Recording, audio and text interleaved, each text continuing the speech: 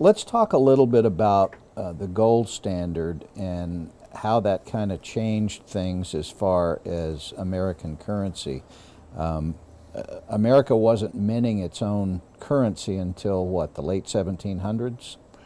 The Constitution was adopted in 1787, and they wrote into the Constitution that the federal government was responsible for coining money, not individuals as it had been before that time. Even the Romans in the early days, for the first 220 years of the Roman Republic, they had a coiner, somebody who was appointed to make the coin throughout his term. If it was a year or 2 years or 6 months or whatever his term was, he coined money, which was used as a medium of exchange. The government of the United States in the infancy of it and started coining money in 1793. Before that, it was done by private individuals. We refer to that as colonial currency. It was mostly copper because that's what the most readily available resource was, and it was also what the public was used to when we came to making currency.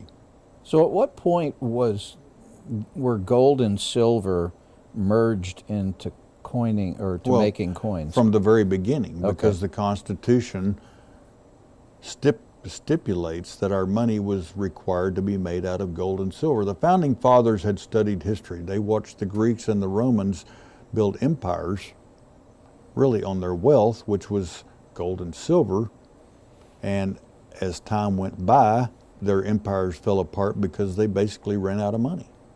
They changed the money from what the world viewed as having wealth, gold and silver, and they replaced it with copper, brass, and bronze.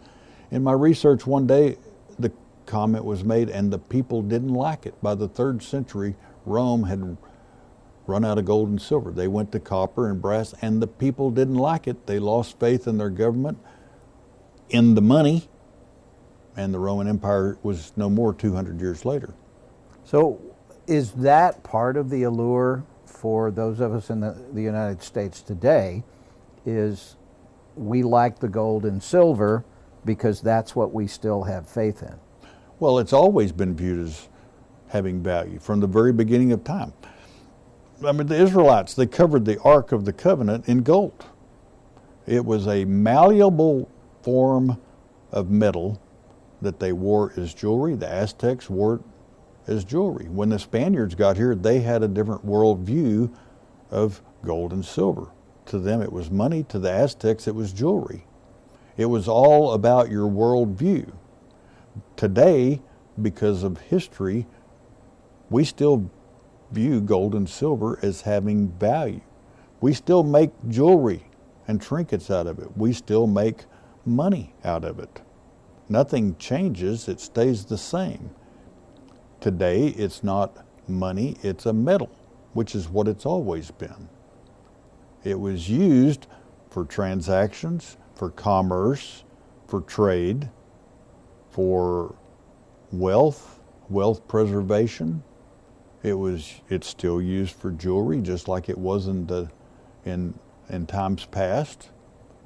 It's always been viewed, gold and silver have always been viewed as having value. So we were on what was called the gold standard until when? 1974, we were taken off the gold. Nixon in 1973 or 74 signed the law that took us off of the gold standard, which meant the dollar was not backed up by gold anymore. Before that, previously, under Constitution, our money was required to be made out of gold and silver. It was replaced by paper, contrary to what the founders wrote about in the Constitution.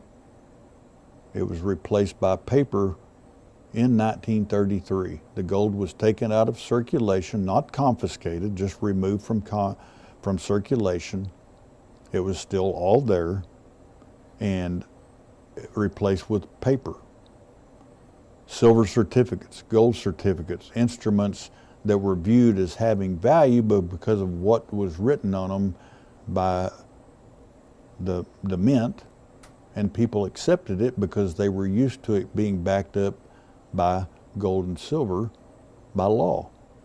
But that was at a time when you could literally take one of those silver certificates or gold into a bank, take the paper, Correct.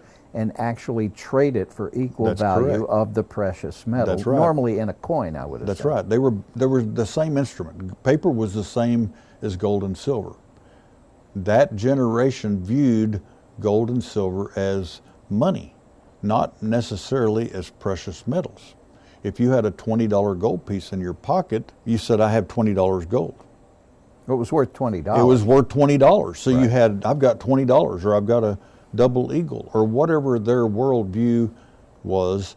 They looked at it as like what we look at today as a $5 bill.